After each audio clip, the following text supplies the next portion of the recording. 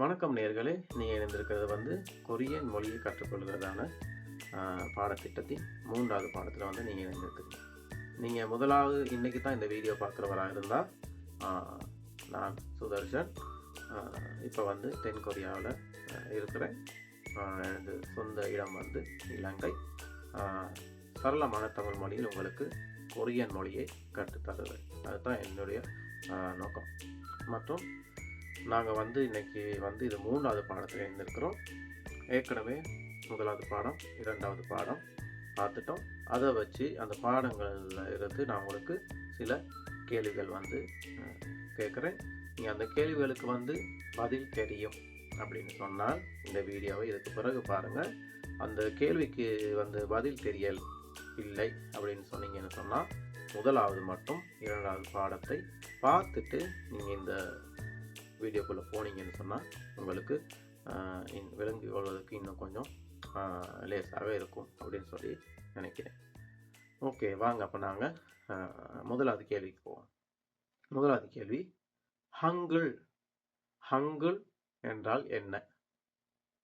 பதில் தெரிந்தால் நீங்கள் உங்களுக்கே நீங்கள் பதிலை சொல்லி பாருங்கள். 2வது கேள்வி, கொரியன் மொழி யாரால் உருவாக்கப்பட்டது? இல்லாவிட்டால் கொரியன் மொழியின் தந்தை என்று சொல்பவர் யார்? 3வது கேள்வி நாங்கள் பார்ப்போம். கொரியன் மொழி கண்டுபிடிக்கப்படுவதற்கு முன்னால் தென் கொரியாவில் பயன்படுத்தப்பட்ட மொழி என்ன? 4வது கேள்வி, கொரியன் மொழியின் மொத்தம் எத்தனை எழுத்துக்கள் உள்ளது? 5வது கேள்வி, கொரியன் மொழியின் உயிரெழுத்துக்கள் எத்தனை? அதை எப்படி பிரிக்கலாம்? முதல் 10 உயிரெழுத்துக்கள் என்ன? இந்த கேட்டதான 5 கேள்விகளுக்கு உங்களுக்கு பதில் தெரியுமா? அப்படியா இருந்து சொன்னால் நீங்கள் இந்த வீடியோவில் இதுக்கு பிறகு வர பகுதியை பாருங்கள். இல்லை, பதில் தெரியவில்லை அப்படின்னு சொன்னீங்கன்னு சொன்னால் முன்னுக்கு போயிட்டு நீங்கள் இந்த சேனலில் பாடம் 1 பாடம் 2 இருக்குது. அது 2ஐயும் பார்த்துட்டு நீங்கள் வந்தீங்கன்னு சொன்னால் உங்களுக்கு உதவியாக இருக்கும். ஓகே, நாங்கள் அப்போ இன்றைக்கி 3வது பாடத்துக்கு போவோம். 3வது பாடம் நான் இன்றைக்கி என்ன பார்க்க போகிறோன்னு சொன்னால் மெய் எழுத்துக்கள்.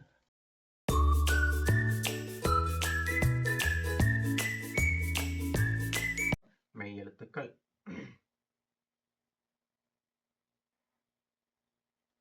மெய் எழுத்துக்கள் எத்தனை இருக்குது கொரியன் மொழியில் சொல்லி நாங்கள் பார்த்தோம்னு சொன்னால் எல்லாமே 19 மெய் எழுத்துக்கள் இருக்குது. இந்த 19 மெய் எழுத்துக்களை நாங்கள் 2ஆக பிரிக்க போகிறோம். 2ஆக பிரித்தோம்னு சொன்னால் 14 பிரதானமான மெய் எழுத்துக்களும் 5 இரட்டை மெய் எழுத்துக்கள், அப்படி இல்லாட்டி கம்பைன் சொல்றது உண்டாக சேர்க்கப்பட்ட மெய் எழுத்துக்கள் ஒரு 5 இருக்குது. அது எப்படி இந்த 5 மெய் எழுத்துக்கள் வருதுன்னு சொன்னால், பிரதானமான மெய் எழுத்துக்களிலிருந்து தெரிவு செய்யப்பட்ட சில எழுத்துக்களை வைத்து மீண்டும் உருவாக்கப்பட்ட இன்னும் ஒரு 5 எழுத்துக்கள் தான் இது. எனவே டோட்டல் எல்லாம் சேர்த்தா 19 மெய் எழுத்துக்கள் இருக்குது. அதை நாங்கள் இன்னைக்கு இதை எல்லாத்தையுமே உண்டாக பார்க்க போகிறோம். ஏற்கனவே எல்லாம் எழுதி ரெடி பண்ணி வச்சுட்டேன். நாங்கள் இது கொரியன் மொழியில் மெய் எழுத்துக்கள் இருக்கிறதான ஆர்டர் தான் இது. பொதுவான ஆர்டர் இது. ஆனால் நாங்கள் எங்களுக்கு படிக்கிறதுக்கு லேசான முறையில் படிக்கிறதுக்காக உங்களுக்கு இன்னும் நினைவில் சுருக்கா நினைவில் பதிகிறதுக்காக நான் இதை கொஞ்சம் ஆர்டரை நான் மாற்றி உங்களுக்காக சொல்லித்தர போகிறேன். பார்ப்போம். நாங்கள் முதலாவது இது முதலாவது எழுத்து கு. கு கு சவுண்ட். இது கு சவுண்ட் இல்லாட்டி ஜி சவுண்டும் வரும். கு இல்லாட்டி கு 2 சவுண்டுமே வரும். அந்த முதலாவது எழுத்தை நாங்கள் பார்க்க போகிறதோட அதுக்கு தொடர்புப்பட்ட இன்னும் 2 எழுத்துக்கள் இருக்குது. சரிதானே? அப்போ நாங்கள் அதை வேறையாக எடுத்து எழுதுவோம். எழுதுகிற முறை இடமிருந்து வலம், மேலிருந்து கீழ். அதை மீண்டும் எழுத போகிறோம், அதை மீண்டும் எழுத போகிறோம். கு கு இது கு கு கு கு கு கு கு கு கு 3 எழுத்தை நாங்கள் பார்த்துட்டோம். இது வந்து கு கு கு மூன்றுமே கு தான். ஆனால் நீங்கள் வாயிலிருந்து வெளியிடுறதான அந்த காற்றின் அளவு அதை வந்து நாங்கள் கண்ட்ரோல் பண்ணி, இது சொல்கிற நேரம் காற்று கொஞ்சமாக, இது காற்று கூடுதலாக, இதுக்கு வந்து காற்று இல்லை. உங்களுக்கு வந்து இதுக்கு வந்து நான் இன்னும் ஒரு மேலதிகமான ஒரு பாடத்தில் வந்து உங்களுக்கு அதையும் சொல்லித்தரேன். இப்போதைக்கு கு கு கு 3 எழுத்து நாங்கள் படிச்சிட்டோம். அடுத்தது வந்து நு நு எழுதுறது. நு வந்து என் சவுண்ட். அடுத்து து து து வந்து எப்படி எழுதுறதுன்னு சொன்னால்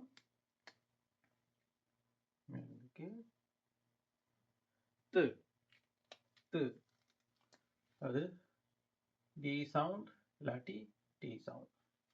அடுத்தது லு லு லு மு மு பு பு பு. இந்த பு வந்து நாங்கள் திரும்பவும் பூல வந்து இன்னும் 3 விதமான வகைகள் இருக்குது. அதை நாங்கள் பார்த்துக்கிட்டே போவோம். பு சேம் ரூல் தான் இங்கேயுமே அப்ளை ஆகும். தமிழில் பானாவுமே இப்படித்தான், நடுவில் கோடு இல்லாட்டி. அதே போல் கொரியன் மொழியிலையும் பு பு. நான் மேலே சொன்ன சேம் ரூல் இங்கே அப்ளை ஆகும். பு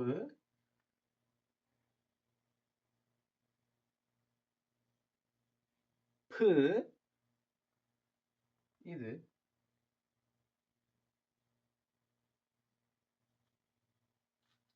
பு பு பு பு.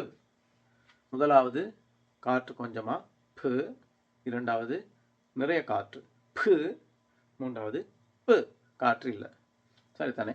இந்த வாயிலிருந்து வாரதான காற்றை வந்து நாங்கள் கண்ட்ரோல் பண்ணணும். அதில் தான் இந்த 3 எழுத்துக்களுமே வருது. அப்போ நாங்கள் பார்த்துட்டோம் கு நு து லு மு பு. அடுத்தது சு சு எஸ் சவுண்ட். S sound. இது பி சவுண்ட், இது எம் சவுண்ட், இது எல் சவுண்ட். சரிதானே? இது எஸ் சு. இதுக்கு வந்து சவுண்ட் கிடையாது, சைலண்ட். அது வந்து ஆனால் அதை நாங்கள் வந்து எழுத்து பயிற்சி நேரத்தில் இல்லாட்டி வாசிக்கிற பயிற்சி நேரத்தில் வந்து நாங்கள் அதை பார்ப்போம். ஏன்னா இன்னும் ஒரு எழுத்துல சேர்கிற நேரம் அதுக்கு சவுண்ட் வரக்கூடிய சான்ஸ்கள் இருக்குது. இப்போதைக்கு அதுக்கு வந்து சைலண்ட் அப்படின்னு சொல்லி நாங்கள் நினைவு வச்சுக்கிடுவோம். அடுத்தது வந்து ஜே சவுண்ட். ஜு ஜு ஜு. அடுத்தது சு சு ஜு சு. இது நாங்கள் ஏற்கனவே பார்த்துட்டோம். கு. அதே போல் இது நாங்கள் பார்க்க போகிறோம். இது வந்து என்னன்னு சொன்னால் இந்த தூவோட சம்மந்தப்பட்டது. சரிதானே? அப்போ அதை நாங்கள் பார்த்தா அதுலேயுமே 3 இருக்குது. காற்றை வந்து நாங்கள் கண்ட்ரோல் பண்ணி சொல்ல போகிறோம். து.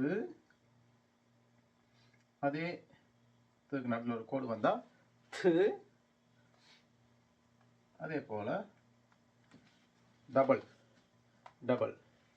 இதை வந்து நாங்கள் டபுளாக சொல்ல போகிறோம். இன்னும் கொஞ்சம் ஸ்ட்ராங்காக து து து. கொஞ்சமாக காற்று வெளியே வரணும். து. இது வந்து நிறைய து து.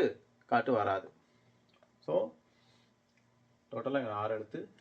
து து து. ஓகே, நாங்கள் இப்போ அதையும் பார்த்துட்டோம். து உதாரணத்துக்கு இப்படி போடுவோம். இது நாங்கள் ஏற்கனவே பார்த்துட்டோம். பு. இது வந்து ஹெச் சவுண்ட். ஹு ஹு ஹு. இது நாங்கள் பார்த்துட்டோம். இதுவும் பார்த்துட்டோம், இதுவும் பார்த்துட்டோம், இதுவும் பார்த்துட்டோம். இது மிச்சம் இருக்குது. இது வந்து நாங்கள் ஏற்கனவே இங்கே பார்த்தோம் ஜே சவுண்ட். சு அது நாங்கள் வந்து இந்த இடத்துல எழுதுவோமா? இந்த இடத்துல எழுதுவோம் ஜே சவுண்ட். சு அது வந்து நாங்கள் டபுள் எழுதுறோம்னு சொன்னால் சு சு சு சு. உங்களுக்கு புரிஞ்சிருக்கும். Same rule. சு சு. இந்த சென்டரில் உள்ள எழுத்து வந்து இதுக்கு வராது. ஜு சு என்ற எழுத்து. ஓகே, நாங்கள் அப்போ கொரியன் மொழியில் உள்ள 19 மெய் எழுத்துக்கள் எல்லாத்தையும் வந்து நாங்கள் பார்த்துட்டோம். முறையாக வந்து நாங்கள் ஆர்டர் படி வந்தோம்னு சொன்னால் கு நு து லு மு பு சு சவுண்ட் இல்லை. இது சு சு கு து பு ஹு. இது இது கு து பு சு சு கு து பு சு சு. கொஞ்சம் ஸ்ட்ராங்காக அதுக்குமே நாங்கள் வந்து எழுதிடுவோம். 2K 2T அல்லாட்டி 2D, இது 2P, இது S, இது 2J. ஓகேங்களா? உங்களுக்கு விளங்கியிருக்கும்னு நினைக்கிறேன். நான் இந்த இடத்துல வந்து உங்களுக்கு ஒரு ஒரு உருவம் ஒன்று வரைஞ்சிருக்கிறேன். இது வந்து என்னன்னு சொன்னீங்கன்னு சொன்னால் மனிதனுடைய வாயின் கட்டமைப்பு. நாங்கள் ஏற்கனவே பார்த்தோம். இந்த மெய் எழுத்துக்கள் வந்து மனிதனுடைய வாயின் கட்டமைப்பில் நாங்கள் உச்சரிக்கிற இந்த டங் பொசிஷன் இருக்குது தானே, இந்த நாக்கு நாங்கள் எழுத்தை வந்து உச்சரிக்கிற போகிற நாக்குடைய அமைவிடம், இந்த டங் பொசிஷனை வந்து மெயின் நான் எடுத்து தான் அந்த டங் பொசிஷனை வந்து பேஸ் பண்ணி தான் இந்த மெய் எழுத்துக்கள் வந்து உருவாக்கப்பட்டிருக்குது. எனவே நாங்கள் இந்த வாயின் முதல் உதடு பகுதியில் வந்து நாங்கள் உச்சரிக்கிறது வந்து மு பு கு. இந்த இடத்துல உங்களுக்கு பார்த்தா தெரியும். வாயின் உதடு பகுதியில் மு பு பு மு பு பு. வாயின் உதடுல மு பு பு. அதே போல் இந்த பல் வந்து மேல் நாசி, இந்த மேல் பல் வந்து முடிவடைகிற இடத்துல வந்து 4 எழுத்துக்கள் இருக்குது. இந்த இடத்துல பார்த்தீங்கன்னா உங்களுக்கு தெரியும். து து து து து லு. இந்த 4 எழுத்துமே டங் பொசிஷன் வந்து இந்த பல் மேலே முடிவடைகிற இடத்துல மேலே து து து லு லு லு. உங்களுக்கு புரியும்னு நினைக்கிறேன். அதே போல் அடுத்த பொசிஷன் வந்து எடுத்தீங்கன்னு சொன்னால் இந்த பல் முடிவோட இடத்துல நான் சொன்னேன் இல்லையா, அதுக்கும் கூட கொஞ்சம் பின்னாடி எடுத்தீங்கன்னு சொன்னால் சு. அதில் வந்து 2 எழுத்துக்கள் மட்டும்தான் இருக்குது. அந்த பொசிஷனில் வந்து சு சு சு சு சு சு சு. அது அடுத்த பொசிஷன் வந்து நீங்கள் எடுத்தீங்கன்னு சொன்னால் கொஞ்சம் மேலே ஒரு நாக்கு வந்து நீங்கள் மடிச்சிங்கன்னு சொன்னால் தமிழ் மொழியில் லா லா சொல்லுவோம் இல்லையா, லா லா தமிழ் சொல்லுவோம் இல்லையா, அந்த மேல் பகுதி வந்து அந்த கொஞ்சம் மேலே இருக்கிறதான அந்த ரஃப்பான ஏரியா இருக்கு இல்லையா மேலே வாயில், அந்த இடத்துல வந்து நாங்கள் சொல்ல போகிறோம் சு சு சு சு சு சு. உங்களுக்கு டிஃப்ரெண்ட் விளங்குதுன்னு சொல்லி நினைக்கிறேன். சு சு சு சு சு. உதடு வாயில் நாக்கு வந்து மேல் பகுதியில் வந்து வச்சு நாங்கள் சொல்லணும். ஓகே, அப்போ நாங்கள் அந்த டங் பொசிஷனை பார்த்துட்டோம். அடுத்தது வந்து தொண்டை உள்ளுக்கு ஸ்டார்ட் ஆகிற இடத்துல சின்ன நாக்கு மாதிரி ஒரு ஏரியா இருக்கும் இல்லையா, நாக்கு மாதிரி சின்ன ஒரு ஏரியா, அந்த இடத்துல வந்து தான் இந்த கு சவுண்ட் வந்து நாங்கள் சொல்லணும். கு கு இந்த மேலே தொண்டை சின்ன நாக்கு ஒன்று ஸ்டார்ட் ஆகிற இடத்துல கு கு கு கு கு கு கு. ஓகே தானே? லாஸ்ட்டாக வந்து தொண்டை தொண்டை கீழே உள்ளுக்குள்ள தொண்டை வந்து இந்த தொண்டையில் தான் வந்து இந்த ஹு சவுண்ட், ஹு ஹு ஹு ஹு.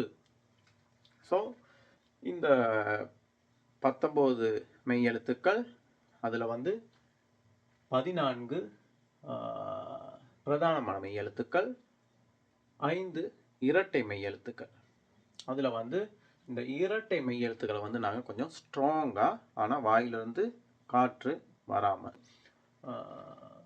இந்த இந்த எழுத்துக்கு ஒரு கோடு நடுவால் போட்டால் இந்த கு கு, இந்த பு பு, இந்த து து, காற்று நிறைய காற்று வெளியே வரும்.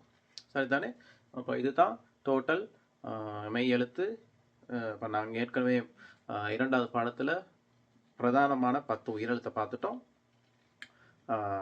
அதுக்கு பிறகு ஒரு பயிற்சி ப்ராக்டிஸ் செஷன் ஒன்று நான் உங்களுக்கு போட்டிருந்தேன். அதில் வந்து அந்த உயிரெழுத்துக்களை வந்து எவ்வாறு எழுதலாம் அப்படின்னு சொல்லி நாங்கள் பார்த்தோம். அந்த சேம் ரூலை வந்து அப்ளை பண்ணி நீங்கள் இதையுமே இடமிருந்து வலம் மேலிருந்து கீழ், இடமிருந்து வலம் மேலிருந்து கீழாக எழுதலாம். இந்த வகுப்பில் வந்து நாங்கள் டோட்டலாக உள்ள எல்லா மெய் எழுத்துக்களையும் வந்து நாங்கள் பார்த்துட்டோம். இப்படி இந்த கொரியன் மொழியை வந்து எழுதலாம், எழுத்து கட்டமைப்பு, அதுகளை வந்து நாங்கள் இனி வரும் வகுப்புகளில் பார்க்க போகிறோம். எனவே இதை வந்து நீங்கள் வந்து இப்போ என்ன செய்யணும்னு சொன்னீங்கன்னு சொன்னால், நான் வந்து உங்களுக்கு ஒரு பயிற்சி செய்கிறதான முறையோடு உங்களுக்கு நான் தருவேன். அதை வந்து நீங்கள் பார்த்து அது போல் ஒரு எக்ஸசைஸ் புக் ஒன்று எடுத்து கட்டங்கள் பிரித்து இந்த எழுத்துக்களை வந்து நேரான முறையில் எழுதி சைடில் வந்து நீங்கள் அதை ரிப்பீட் பண்ணி எழுதி ப்ராக்டிஸ் பண்ணுங்கள். இதை வந்து நீங்கள் கட்டாயமாக உங்களோட நோட் புக்கில் வந்து நோட் பண்ணி வைங்க. ஏன்னு சொன்னால் இது போன்று தமிழ் மொழியில் இந்த மெய் எழுத்துக்களின் டங் பொசிஷன்ஸ் எந்த மாதிரி வரும்னு சொல்லி கற்றுத்தருகிற ஆசிரியர்கள் குறைவு. கொரியன் மொழியை கற்றுக்கொள்கிறவங்க இது மாதிரி வீடியோக்களை வந்து காணுவது குறைவு. ஆனாலும் நான் வந்து உங்களுக்காக இதை வந்து கொண்டு வந்திருக்கிறேன். நீங்கள் வந்து இதை பார்த்து இந்த டங் பொசிஷன்ஸ் வந்து நீங்கள் இது போல் இந்த எழுத்துக்களை வந்து நீங்கள் ப்ராக்டிஸ் பண்ணினீங்கன்னு சொன்னால் கொரியன் மொழி இன்னும் சரளமாக, இன்னுமே நேச்சுரலான்னு சொல்லுவாங்க இல்லையா, இந்த கொரியன் நாட்டில் வாசிக்கிறாங்க இந்த கொரியன் மக்கள் வந்து கதைக்கிறதான அந்த சரியான ப்ரொனவுன்சியேஷனை வந்து நீங்கள் சொல்லலாம். அதே போல் இந்த காற்று, இந்த வாயிலிருந்து வெளியிடுறதான இந்த காற்றின் அளவு வந்து நீங்கள் கண்ட்ரோல் பண்ணி இந்த எழுத்துக்களையுமே வந்து நீங்கள் ப்ராக்டிஸ் பண்ணினீங்கன்னு சொன்னால் கதைக்கிறவர், இல்லாட்டி நீங்கள் கொரியன் ட்ராமாவாக இருக்கலாம், கொரியன் ஃபில்மாக இருக்கலாம், இல்லாட்டி சாங்காக இருக்கலாம், அவங்க சொல்லுறதான அந்த வார்த்தைகள் வந்து நீங்கள் கவனித்து அர்த்தத்தை புரிஞ்சு கொள்வதுக்கு நீங்கள் படித்த பிறகு உங்களுக்கு லேசாக இருக்கும். இந்த கொரியன் சாவும்னு சொல்லுவாங்க. இதில் வந்து இந்த பாடத்தை உங்களை சந்தித்ததில் பெரும் மகிழ்ச்சி. ப்ராக்டிஸ் பண்ணி அடுத்த பாடத்தில் வந்து நான் உங்களை சந்திக்கிறேன். அதுவரை உங்களிடமிருந்து விடைபெறும் உங்கள் சுதர்ஷன். நன்றி.